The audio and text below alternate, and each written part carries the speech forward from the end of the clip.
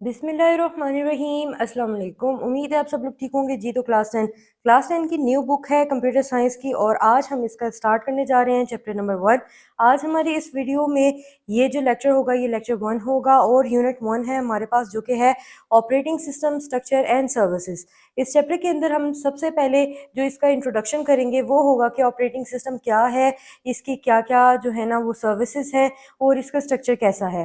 तो इस हवाले से हम लोग आज की इस वीडियो में हम इंट्रोडक्शन इसका करेंगे। ठीक है, तो आपने वीडियो को स्किप नहीं करना। वीडियो अच्छी लगे वीडियो को लाइक एंड शेयर ज़रूर करना है, और चैनल पर नए हैं चैनल को सब्सक्राइब ज़रूर करना है, ताकि आइंदा आने वाले रेगुलर जो वीडियोज़ हैं वो आप तक पहुँच सकें। ठीक है, तो विदाउट टाइम वेस्टिंग हम आज के वीडियो स्टार्ट करते हैं। अल्लाह ताला हमारे हर काम में हमारे लिए आसानी पैदा फरमाए, और जो भी चीज़ हम समझें हमें अच्छे से समझ आए। इस दुआ के साथ हम आज की वीडियो का आगाज़ करते हैं। जी, तो स्टूडेंट सबसे पहले हमारे पास यहाँ पे है जी introduction to operating system. Operating system को पहले हम अच्छे से रीड करेंगे और फिर इसको एग्जाम्पल के साथ समझेंगे। ठीक है, तो operating system is a type of system software. अब यहाँ पे आपने जो चीज़ समझनी है वो पहले ये समझनी है कि सॉफ्टवेयर क्या है, फिर हम सिस्टम सॉफ्टवेयर की तरफ आएंगे, और फिर एप्लीकेशन सॉफ्टवेयर की तरफ आएंगे। जैसे जैसे जिस चीज़ की रिक्वायरमेंट होगी उस हवाले से आपको बताते जाएंगे। सबसे पहले आप ये चीज़ समझें, सॉफ्टवेयर ये है कि आपको पता है कंप्यूटर खुद ब खुद काम नहीं करता। उसको जो चीज़ हम देते हैं यानी कुछ इंस्ट्रक्शंस देते हैं, कमांड्स देते हैं, उसके मुताबिक काम करता है। तो सॉफ्टवेयर हम कहते हैं सेट ऑफ इंस्ट्रक्शंस होती हैं जो हम कंप्यूटर को देते हैं कोई भी काम परफॉर्म करने के लिए, उसको हम सॉफ्टवेयर कहते हैं, या फिर उसको हम प्रोग्राम कहते हैं।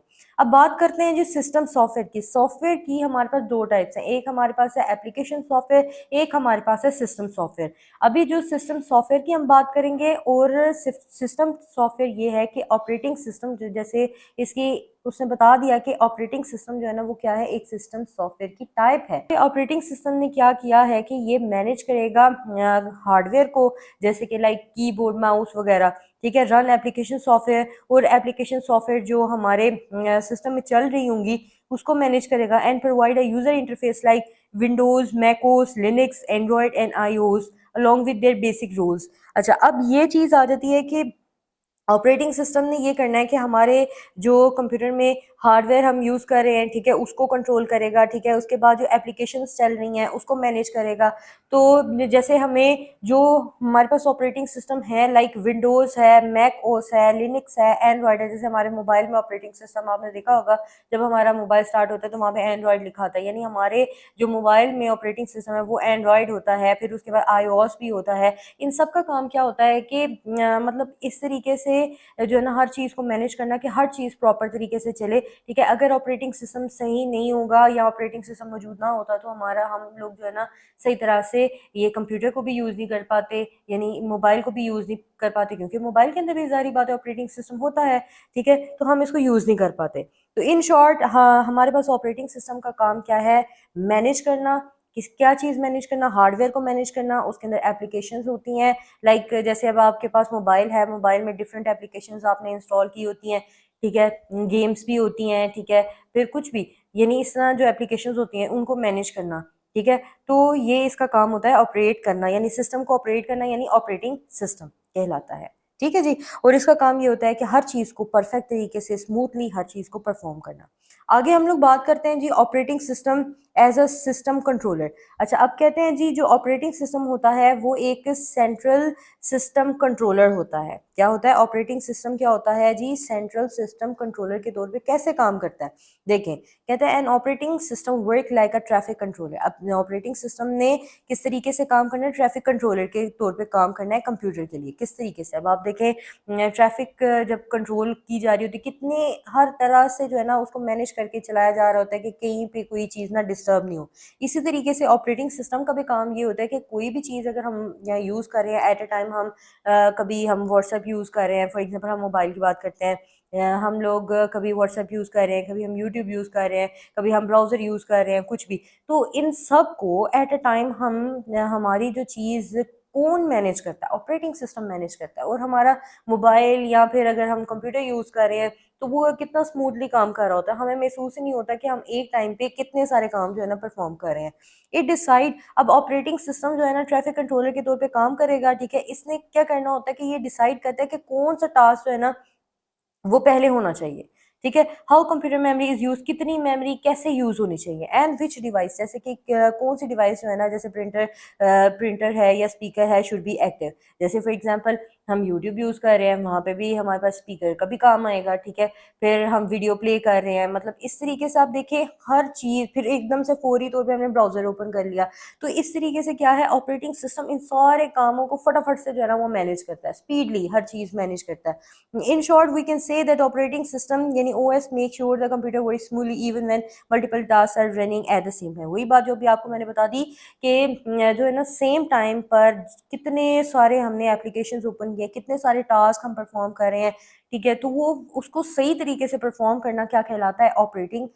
कौन करता है ये सारा कुछ ना, ये as a central system controller के तौर पे ऑपरेटिंग सिस्टम काम करता है, ताकि कोई भी चीज़ जो है ना वो डिस्टर्ब ना हो और हर चीज़ एफिशिएंटली परफेक्टली जो है ना वो चलती जाए। तो ये था हमारे पास ऑपरेटिंग सिस्टम का as a central system controller role.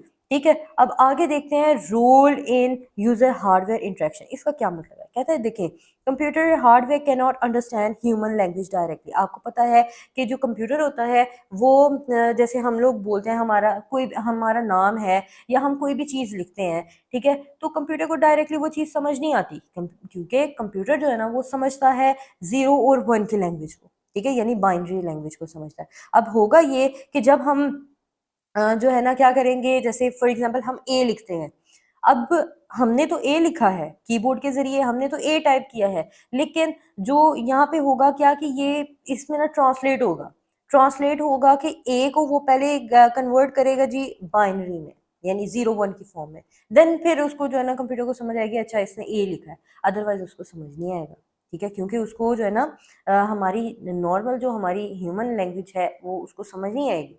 क्या समझ आएगी उसको, 0 और 1 समझ आएगी, ठीक है। तो यहाँ पे हमने देखा computer hardware can not understand human language directly, ठीक है जी, वो डायरेक्टली जो है ना नहीं समझ पाता कंप्यूटर हार्डवेयर, ठीक है। द ऑपरेटिंग सिस्टम जो होता है वो एक्ट एज अ ट्रांसलेटर। अब जो ऑपरेटिंग सिस्टम का यहाँ पे क्या रोल है कि ये ट्रांसलेटर के तौर पे काम करता है between the user and the hardware system, यानी हार्डवेयर सिस्टम और यूजर के दरमियान में जो ऑपरेटिंग सिस्टम है वो ट्रांसलेटर के तौर पे काम करता है।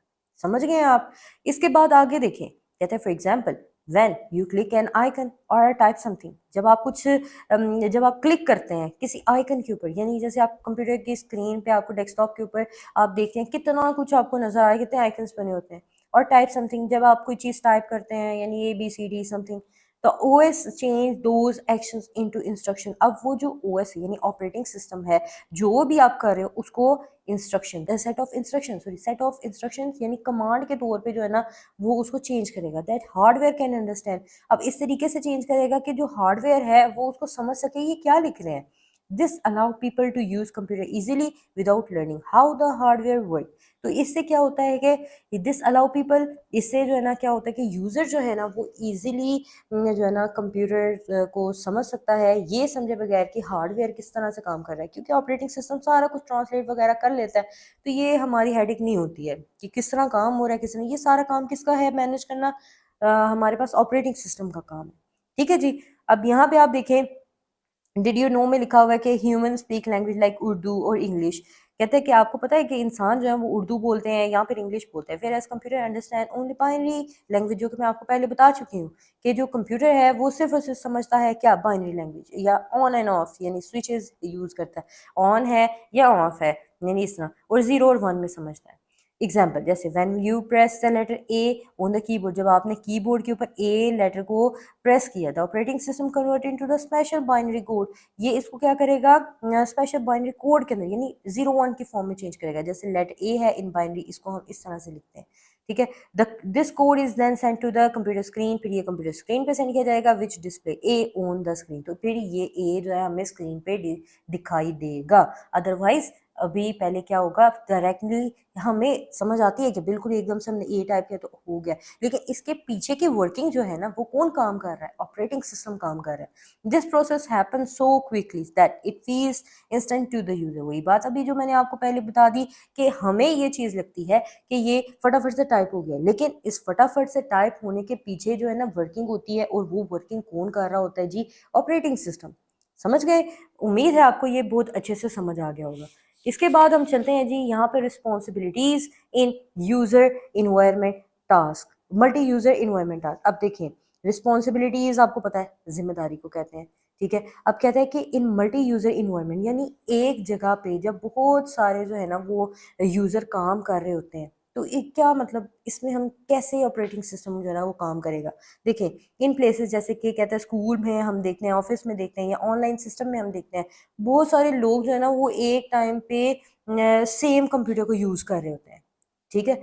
अब द ऑपरेटिंग सिस्टम इंश्योर्स, अब ये ऑपरेटिंग सिस्टम यहाँ पे क्या करता है, ऑपरेटिंग सिस्टम ये करता है कि जैसे फॉर एग्जांपल कि the create and management of separate user account. अब आप देखें अगर कंप्यूटर एक है, ठीक है, उसमें आपने देखा होगा अगर फॉर एग्जांपल हम कोई अकाउंट बनाते हैं या जैसे जीमेल का अकाउंट बनाते हैं, ठीक है, तो आपने देखा होगा कि अगर मैंने फॉर एग्जांपल मैंने लॉगिन किया, ठीक है, इसके बाद मैंने फिर उसको जो है ना लॉग आउट कर दिया, मतलब मैं वहाँ से थोड़ा सा साइड पे हो गई हूँ, फिर उसके बाद कोई दूसरा मेरे साथ यूज़र है, अब उसने अपनी आईडी से जो है ना उसको लॉगिन किया यूज़र नेम पासवर्ड डाल के, तो इस टाइम पे क्या होता है कि देखिए हर किसी की अपनी अपनी इंफॉर्मेशन अलग अलग तरीके से सेव हुई होती है, ठीक है। अब जैसे मैंने लॉगिन किया तो वो मेरा डेटा खोलेगा, जब मेरा अकाउंट खोलेगा लॉगिन करेगा, ठीक है। अगर कोई दूसरा बंदा है, ठीक है, वो उसका जो है ना अकाउंट लॉगिन करेगा, वो मेरा अकाउंट लॉगिन नहीं करेगा।